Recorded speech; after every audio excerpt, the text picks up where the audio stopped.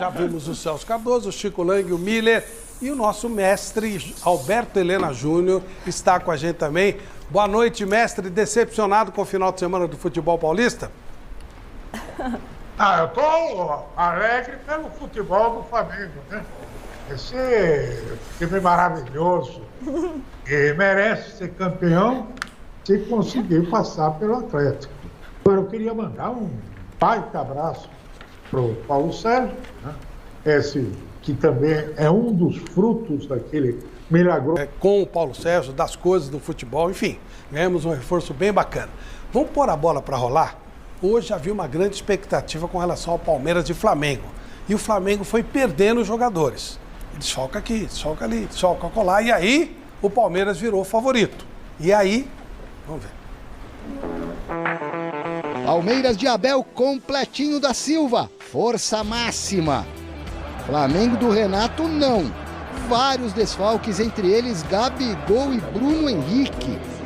Pior, ainda no primeiro tempo, De Arrascaeta sente a coxa e sai do gramado. Mengão que não contava com o reforço de Danilo. Ô louco, meu volante, que recuo é esse na fogueira para o Everton com o Pedro rondando a área? Jogue para frente, como Wesley pela direita. Ou na outra ponta, puxando o contra-ataque. Que facilidade para se livrar da marcação e abrir o placar, hein, Wesley?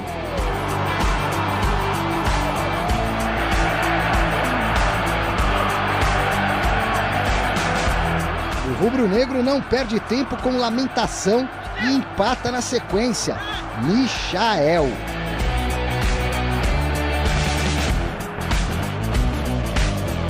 O Vitinho com o pé bem mais calibrado, soltando o míssil. O Palmeiras volta do intervalo mais agressivo, dando trabalho para o Diego Alves logo de cara. Quem fica de mão abanando é o goleiro do Verdão, aos 11, quando o Pedro sobe mais que a zaga e desvia com classe para virar o jogo. Isso sem falar do Michael rabiscando, indo para cima e para o abraço. De novo.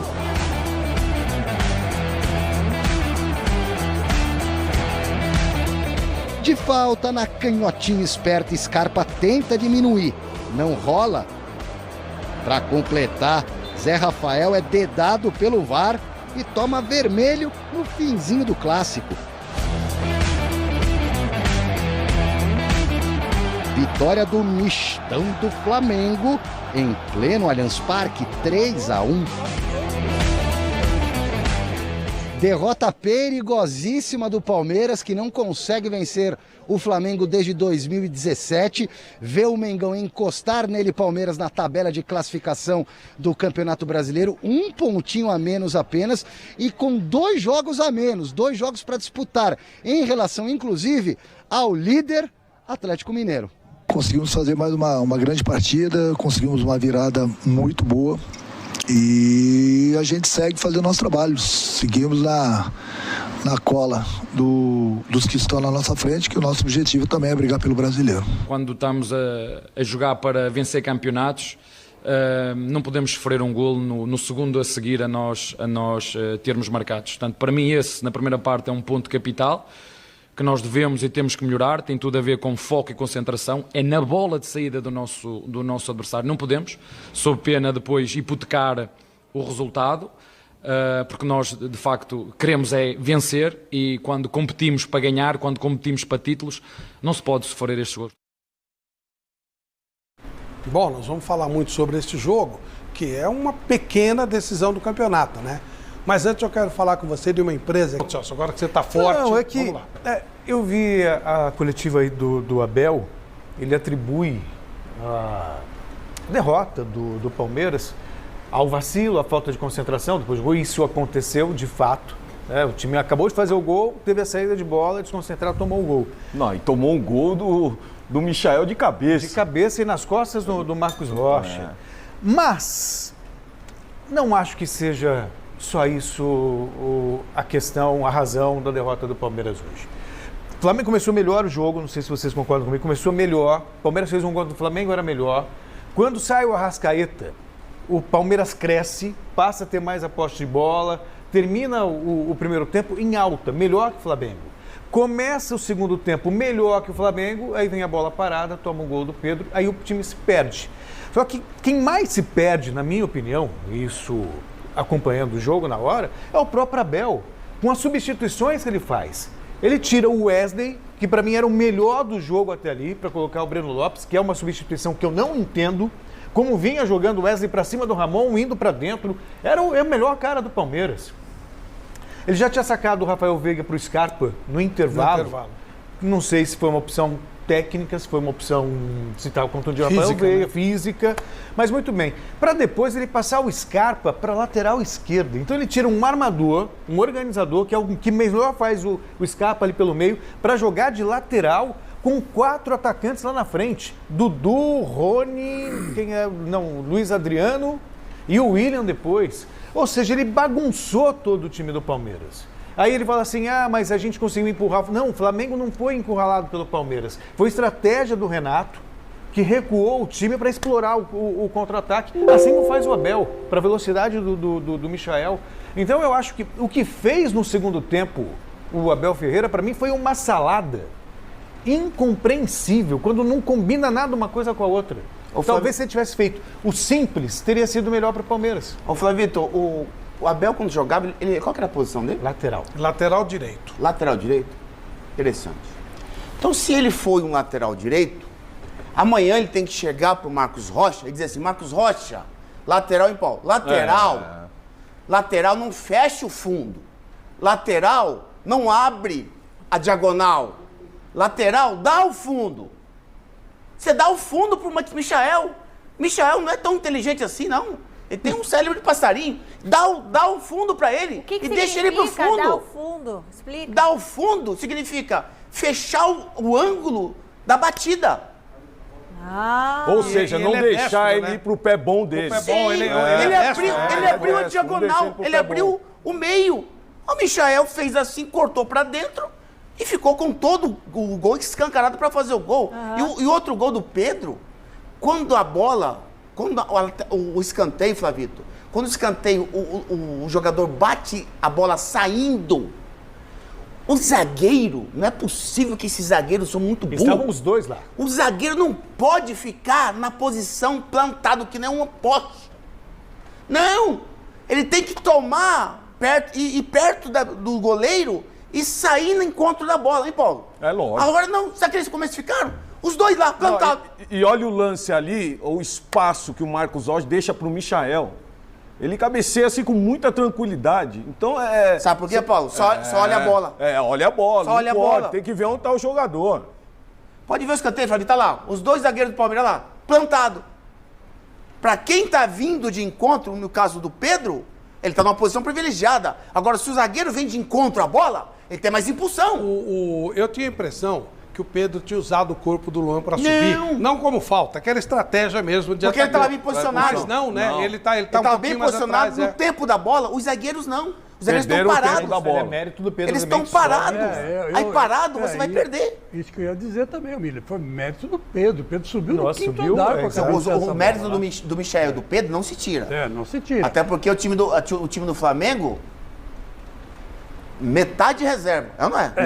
Mas outra coisa, metade reserva. uma outra coisa, Chico, na realidade você conhece e você sabe que o jogador é bom. Você não pode dar espaço para ele. Você tem que tirar o espaço dele e colar no corpo dele. E os com dois o corpo, você tira o jogador da jogada. Você dá a perna direita pro cara que é destro? Agora, vocês entenderam as alterações do Abel? Não, sabe o que acontece, Não, a Celso? do Wesley eu não entendi, porque o Wesley era o melhor jogador do Palmeiras. Sabe o que acontece? Desde o começo do partido. O Celso, Chico, ele faz, o Abel, ele descontenta o seu titular. O Rony, ele já começou errado, Paulo. Tá no meio do campo, jogando centralizado, parado. E a bola não chegando nele. Tudo bem, Wesley e Dudu, mas abre o Wesley, abre o Rony e deixa o Dudu vindo como elemento surpresa e deixa os zagueiros baterem cabeça. Será que o treinador não sabe disso? E o Rafael Veiga também, que é um baita de um jogador. Exatamente. É um jogador que eu não entendo e eu creio que precisam valorizar mais esse jogador. Porque ele tem um potencial tremendo. Sabe por quê? Eu não entendo o Flavito, não adianta. Não é porque você tem um banco de qualidade que você vai tirar o Wesley, que tá bem na partida, e vai limitar o seu ataque. Ele limitou o time do Palmeiras. E o Scarpa na lateral, pelo amor de Deus. Bom, eu tenho uma tese. Eu acho que o Palmeiras já jogou a toalha no Brasileirão. Será? E está focado para ganhar o tricampeonato da Libertadores. Agora, gente, olha... Que vai ser uma façanha, né? Que o tricampeão só tem o São Paulo e o Santos, né? Muita gente se o Palmeiras ganhar o tricampeonato da Libertadores, vai ser uma façanha imensa. Né? O Grêmio é tri também, né? O Grêmio não. O Grêmio é tri também. Então vai alcançar todos os tricampeões. Então, na minha opinião, já jogou a toalha e não está nem aí. Mas o problema do Palmeiras, Flavito, sabe qual que é? Que tem um Atlético e o Flamengo ainda na Libertadores. Eu queria até o depoimento de vocês, jogadores. Muita gente diz que o Pedro, que é um baita jogador, ele não joga porque ele aceita, ele fica numa boa. E tem certo jogador que se impõe. Será que aí, porque para mim, dos 3 atacantes do Palmeiras, tá pior é o Dudu. Mas o Dudu não saiu. Tem essa coisa de... O Dudu é o Dudu, pelo mérito dele. Se hoje ganhasse o jogo, alcançaria o marco de vitória. Não estou diminuindo isso, não. Mas no jogo de hoje, tirar o Dudu é mais difícil, não é? Sem dúvida nenhuma. O Dudu hoje é uma das peças fundamentais dessa equipe do Palmeiras. E ainda, como o próprio Milho falou, o Rony é um jogador que não pode jogar entre os zagueiros. Porque nem é dele, né? Nem é dele. Como nós vimos hoje o Roger Guedes jogando entre os zagueiros também. Então também não é a dele. Então o treinador precisa facilitar para o atleta. E lógico que o Pedro é um jogador que muitas vezes ele queria estar numa Olimpíadas e não deixaram ele ir. E não jogou. Jogou hoje porque o Gabigol estava machucado. Sabe o que acontece, Flavito? Aí que tá o treinador. O Renato hoje, ele tirou o Pedro. O Rascaeta por contusão, mas ele sacou o Everton Ribeiro estava jogando bem hoje. Ele sacou o Everton Ribeiro. Qual o problema? O Dudu hoje não jogou nada. É um grande jogador, é o titular da equipe. Mas, Chico, ele não jogou nada hoje. Não estava jogando nada. Tira o Dudu, coloca o Scarpa, o que eu achei também. Deixa o Rafael Veiga e deixa o Rony aberto. Não o Rony entre os zagueiros. Isso aí. Até para eu achei isso também. Aí ele fez o quê? Ele limitou a sua equipe com os reservas do Flamengo. Mas os reservas do Flamengo são muito bons. Sabe o que eu acho, às vezes? Então, talvez o Abel... Será que foi o Abel que virou e falou, Rony, você fica no meio do zagueiro? Claro. O Rony ele já jogou nessa posição com sucesso. Ele colocou... Na Libertadores ele chegou a jogar e foi bem. Chegou a fazer gols. Mas é pra ter o Rony nessa... Mas o jogador não pode virar e falar, ou o técnico... Eu acho que hoje os técnicos também, não sei, fica sentido se o jogador falar, ou o jogador tem medo de falar, medo o próprio Scarpa já falou... O jogador não tem que falar. O Scarpa mesmo já falou que ele gosta de jogar mais pelo meio, por exemplo. Aliás... tá aí uma outra coisa que eu não consigo entender. Né? O Scarpa nós mostramos que tem todos os melhores números do Palmeiras. Por que não tá Era jogando? O melhor Porque jogador. Ele falou que gosta de jogar pela direita. Olha lá, e deixa de castigo, então. Aí depois ele saca o Scarpa no melhor momento dele no Palmeiras. Não faz sentido isso. E quando ele coloca no meio, depois ele passa para... Eu não consigo entender como é que consegue colocar um cara que tem uma visão de organização como o Scarpa para jogar de lateral. Aí você deixa 2 volantes para armar o time, você perde muita Zé qualidade Rafael, no Patrick meio de campo. Paula e 4 atacantes enfiados lá na frente. Flávio, eu me lembrei em dúvida, Chico, de um negócio, já te passo, é claro. Michele, quais são os prêmios? Eu tô mandando mensagem aqui, olha tô louco só. no hashtag Mesa Redonda. Hashtag Mesa Redonda no Twitter, todo mundo que tá em casa. Eu me lembrei aqui de uma conversa que eu tive com o Fábio Carilli, quando o Fábio Carilli era técnico do Corinthians.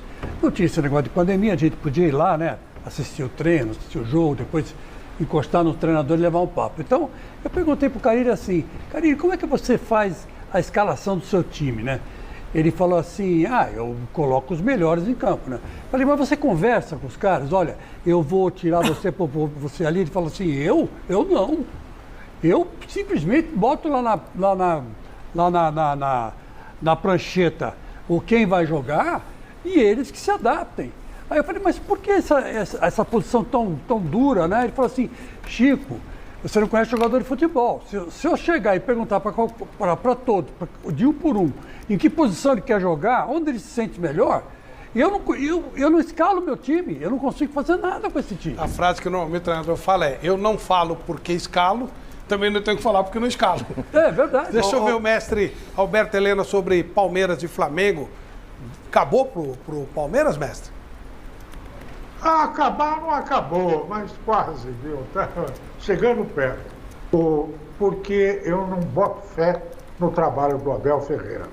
Desde os primeiros movimentos eu tenho sido muito cauteloso nos aplausos a ele, porque eu vejo muitos erros fundamentais na atividade dele à frente do Palmeiras. O Celso, meu querido Celcinho, foi na mostra. O Palmeiras começou o segundo tempo muito bem, pressionando o Flamengo, que perdera seu único articulador de jogo, que era o Arrascaeta, além dos 5 titulares que já faltavam à equipe. E o que é que fez o técnico? Começou a fazer um monte de lambanças, mudanças sem sentido. É o caso do Scarpa entrando no lugar do Veiga, para ser o articulador do time, foi para a lateral esquerda. Onde ele não tem nenhuma função especial a não ser defender mais, porque é um lateral. Né? É tão flagrante o resultado dessa ação do treinador do Palmeiras na consequência do placar, que estarrecido que ele venha a público dizer que o problema é que o Palmeiras, os jogadores, ele sempre jogando a culpa dos jogadores, os jogadores animicamente se retraíram depois do gol do Flamengo. Isso não é verdade.